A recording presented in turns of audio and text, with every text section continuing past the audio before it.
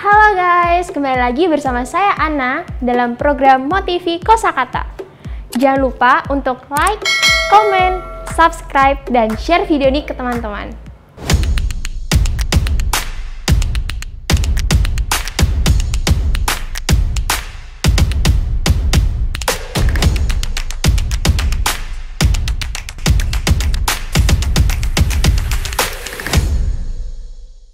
Nah, kali ini kita akan membahas arti kata stalking.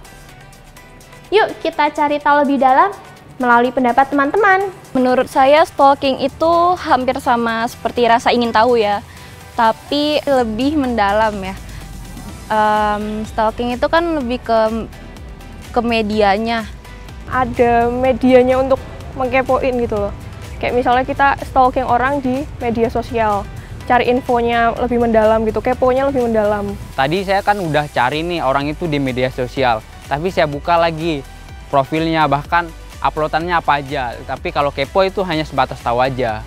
Instagram, stalking orang buat mencari tahu dia tuh apa. Kalau aku sih contohnya ya stalking cowok-cowok, kalau nggak cewek yang menurutku kayak apaan sih kayak gitu. Aku cari tahu dia siapa sih kayak gitu, mengganggu banget kayak gitulah. Misalnya status seseorang atau info-info pribadi seseorang itu tuh bisa dicari tahu dengan stalking. Ya pokoknya hampir sama seperti rasa ingin tahu, tidak lebih jauh dari kepo, hampir sama. Stalking dalam hal positif, misalkan kita stalking, misalkan lagi menyelidiki sesuatu terus butuh orang yang orangnya susah dicari tahu secara langsung, itu positif. Tapi kalau misalkan kita cuma cari tahu karena kita cuma pengen tahu gitu, buang-buang waktu sih.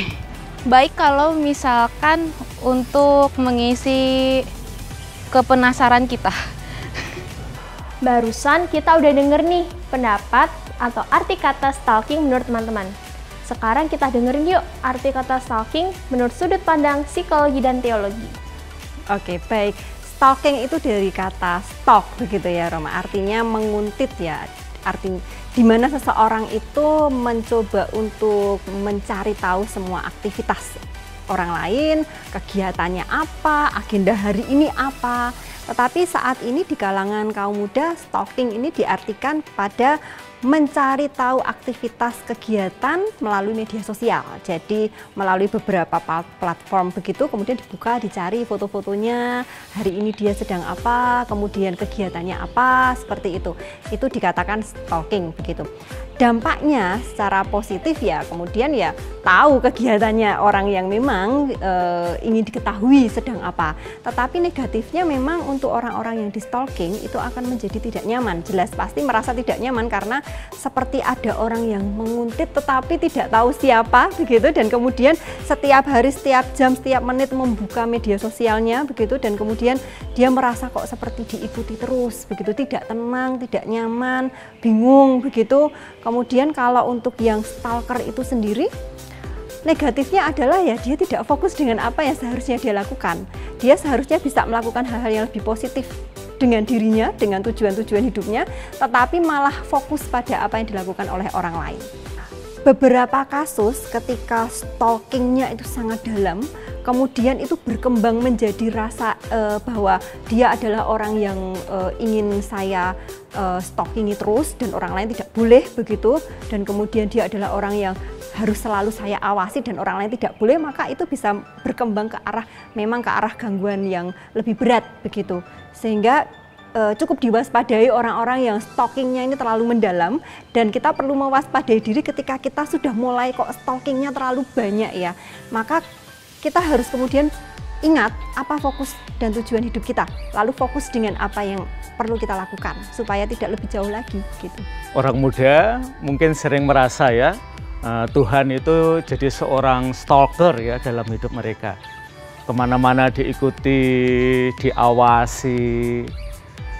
Tuhan sendiri buat saya istimewa ya, karena dia mau ya kita buntuti ya, kita stalking Tuhan ya. Dan buat saya, buat orang muda ya, stalking Tuhan itu penting ya, karena hanya dengan cara itu orang muda itu betul-betul kenal siapa sosok yang dia imani. Dan Tuhan sendiri, meskipun barangkali cara stalkingnya itu tidak seperti kita di media sosial, dia seringkali jauh lebih tahu daripada kita mengenal diri kita sendiri. Gimana nih guys, udah makin paham kan arti kata stalking dari sudut pandang psikologi dan teologi?